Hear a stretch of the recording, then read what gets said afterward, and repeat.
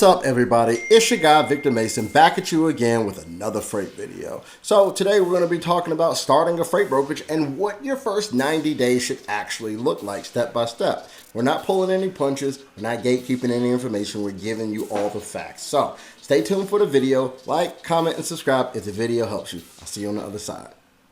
A lot of people want to start a freight brokerage, but they don't know where to start and what to focus on first. They hear about the authority, the load boards, the shippers, the carriers, the rates, the insurance, and compliance, all of the different terminology, and it becomes overwhelming, and it becomes overwhelming fast. So in this video, we're going to break down what your first 90 days should actually look like when starting a freight brokerage.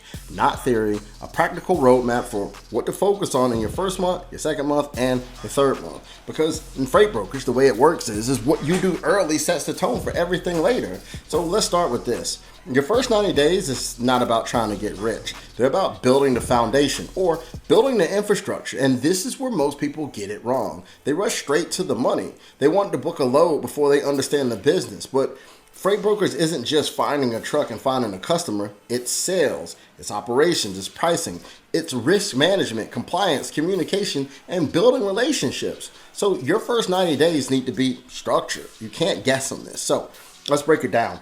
Days 1 through 30 are about learning and setup. This is the foundation phase. In the first 30 days, you need to understand how freight brokerage actually works. Like, what is a freight broker? What is a freight agent? What is full truckload? What is reefer? What is flatbed? What is drayage? What are accessorial charges? How does a load move from the shipper to the receiver? You don't need to know everything yet, but you need enough understanding to not sound lost when you're talking to the customers. Because if the customers can't trust you with the loads, they're going to take the loads back and they're going to do it fast. In the first 30 days, you also need to understand the business setup.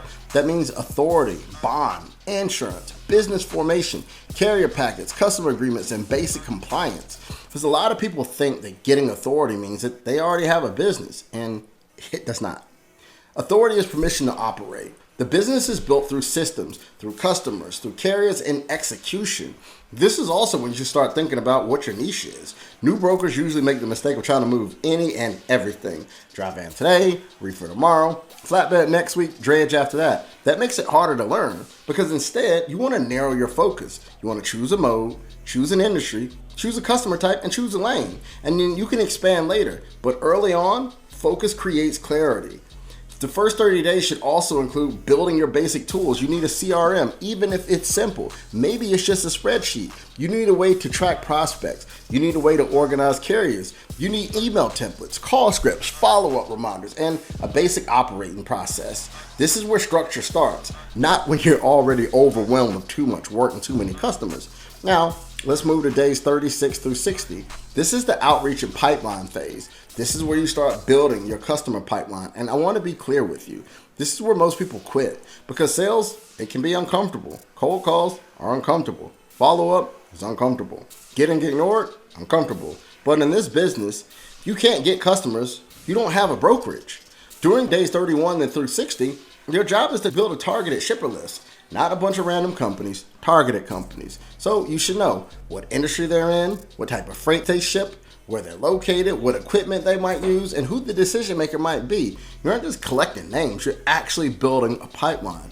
Then you're going to start the outreach, calls, email, LinkedIn, follow-up. Your goal is not to close everyone immediately. Your goal is to start conversations, to ask questions like what do they ship, where do they ship, how often do they ship, and what problems are they having? Who handles transportation? The better your questions, the better your positioning.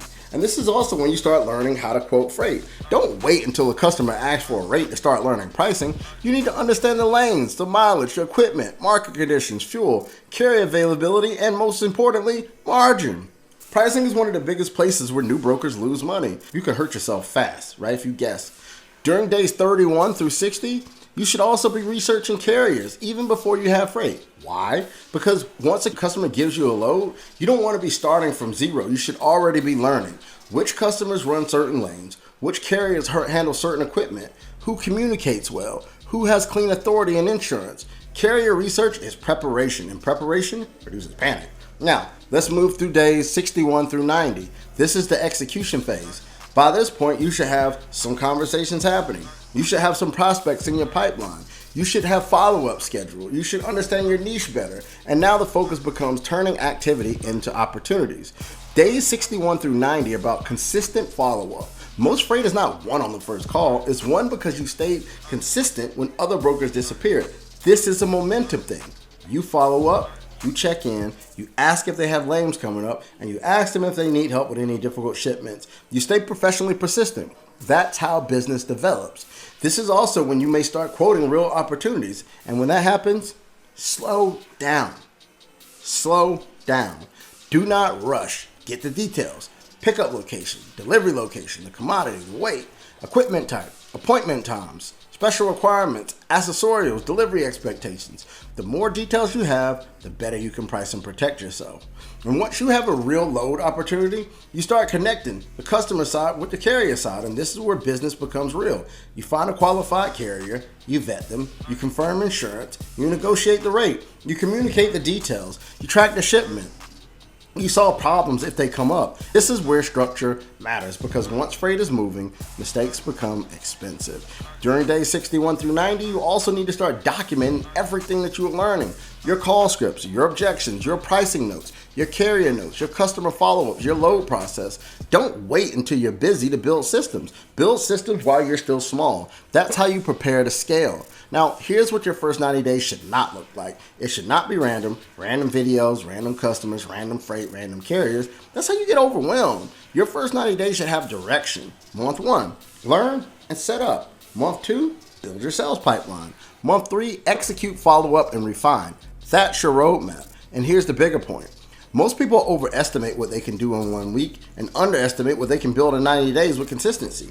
If you make calls every day, you follow up every day, you study freight every day, and you document your process every day, you'll be in a completely different position after 90 days. But if you spend 90 days jumping from one idea to another, you will feel busy but will actually be going nowhere. Freight rewards consistency, not confusion. So if you're starting a freight brokerage, your first 90 days matter the most. This is where you have built a foundation. This is where you develop confidence. This is where you create your pipeline. This is where you learn how this business actually works. Do it right, and you give yourself a real chance. Do it randomly, and you make this business way harder than it has to be. Some people try to learn this through trial and error. Others want speed, certainty, and structure from day one. And if you're in that second group, I work with a small number of clients where we help structure and launch freight brokerages the right way. Built to survive cycles, built to scale. And if that sounds like you, check the link in the description or comment freight and I'll send you the details. And if this video helped you, like it, subscribe, and I'll see you in the next one.